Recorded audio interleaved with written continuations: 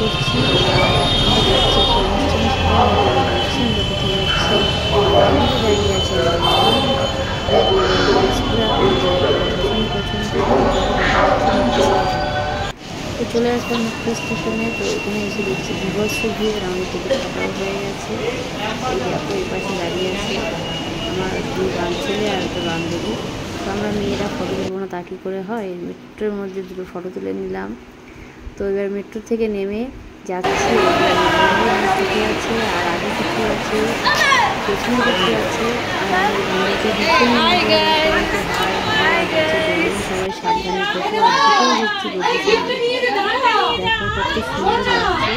সেটাই দেখো গোপীসোনার ফটো তুলে নিলাম, সাদা পড়েছে, ভীষণ ভীষণ ভালো লাগছে।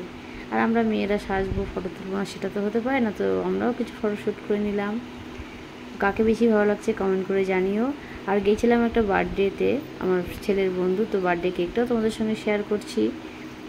তো এবার যাব আমরা বার্থডে যেখানে কেক কাটা হচ্ছে সেখানে। দেখো ভীষণ মজা হয়েছে, ভীষণ মজা হয়েছে, সব বন্ধুরা একসাথে। তো এবার যে ফাইনালি চলে আসলাম ছাদে, যেখানে খাওয়া দাওয়া হবে। আর এসে দেখছি বিভৎস ভিড়, সবাই দাঁড়িয়ে আছে খাওয়ার জন্য। সব বন্ধুরা একদিকে গিয়ে বসেছে, ওই যে বাচ্চা, আর আমরা মারা একদিকে। চলে আসলাম দক্ষিণেশ্বর স্টেশনে, তখন বাজে রাত 11:30। আর ট্রেন আসার কথা, ট্রেন আসছে না। 10:46 আসার কথা, সেখানে 11:06 ট্রেন এসছে।